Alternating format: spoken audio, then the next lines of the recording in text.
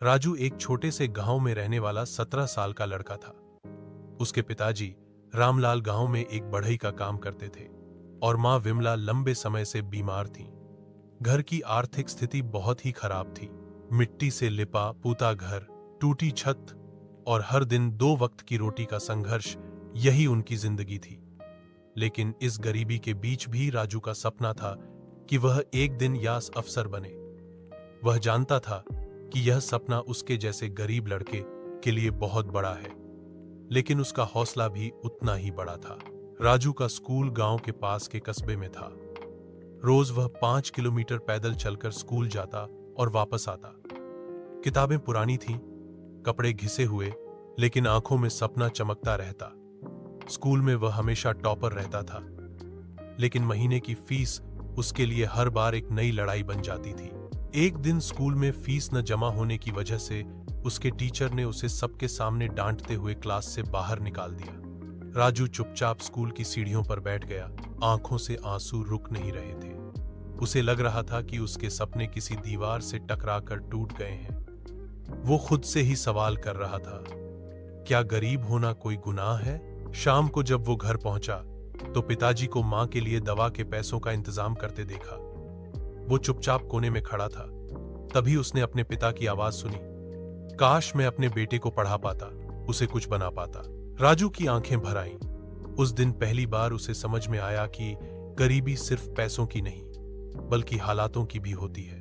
रात को उसने एक मोमबत्ती जलाई, एक कागज निकाला और खुद को एक चिट्ठी लिखी। उस चिट्ठी में उसने लिखा, राजू, तू हार नहीं मानेगा। तू गरीब जरूर है, लेकिन तेरी सोच अमीर है।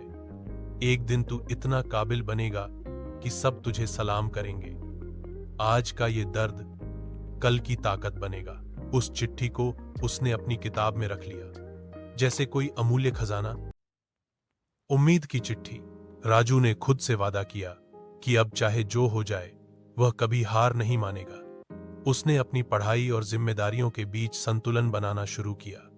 सुबह जल्दी उठकर मां के लिए खाना बनाना, फिर खेतों में पिता की मदद करना और फिर स्कूल जाना उसकी दिनचर्या बन गई। स्कूल से लौटकर वह गांव के छोटे बच्चों को ट्यूशन पढ़ाता, जिससे कुछ पैसे मिलते थे।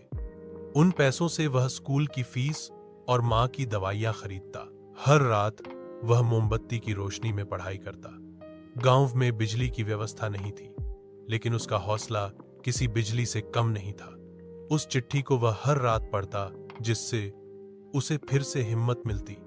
वह सोचता, अगर मैंने हार मान ली तो फिर कोई गरीब बच्चा सपने देखने की हिम्मत नहीं करेगा। धीरे धीरे उसकी मेहनत रंग लाने लगी। 12वीं बोर्ड में उसने जिले में टॉप किया। यह खबर जब गांव में फैली तो लोग हैरान थे। किसी को भरोसा नहीं था कि एक गरीब लड़का, जिसकी मां बीमार है और पिता लकड़ी की मेज कुर्सी बनाते हैं, वह इतना बड़ा काम कर सकता है। अब बारी थी एसएससी परीक्षा की।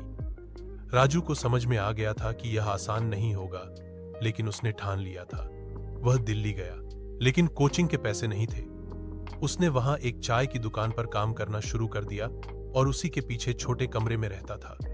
सुबह 5 बजे से 9 बजे तक चाय की दुकान, दिन में लाइब्रेरी में पढ़ाई और रात को फिर दुकान पर काम, यही उसकी दिनचर्या बन गई। इस सफर में कई बार वह थक गया, कई बार रोया, कई बार खुद से लड़ता रहा, लेकिन हर बार जब वह थकता तो अपनी वही चिट्ठी पढ़ता और हिम्मत मिलती।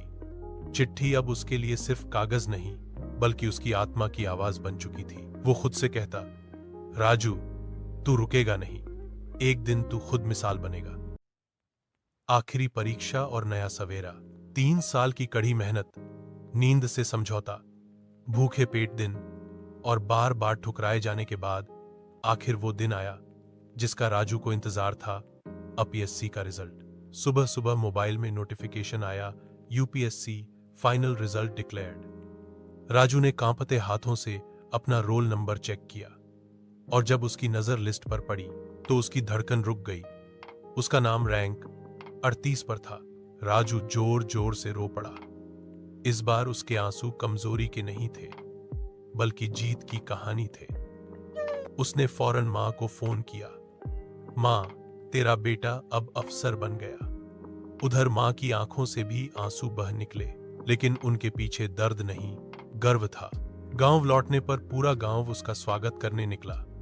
ढोल बज रहे थे, फूलों की बारिश हो रही थी, और वही स्कूल जिसने उसे कभी क्लास से बाहर निकाला था, अब उसे गेस्ट ऑफ ऑनर के तौर पर बुला रहा था। स्टेज पर चढ़ते ही उसने वही चिट्ठी निकाली जो उसने सालों पहले खुद को लिखी थी। उसने कहा, आज मैं जो भी हूं, इस चिट्ठी की वजह से हूं। इसने मुझे कभी हारने नहीं दिया। मैं आज सब गरीब बच्चों से यही कहना चाहता हूं, तुम्हारे सपने भी उतने ही बड़े हो सकते हैं जितने किसी अमीर के।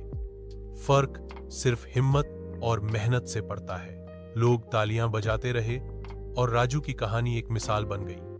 अब वो हर साल गांव के गरीब बच्चों को मुफ्त में पढ़ाई करवाता है। उसकी मां की तबीयत अब ठीक है और पिता के चेहरे पर गर्व की मुस्कान हमेशा बनी रहती है।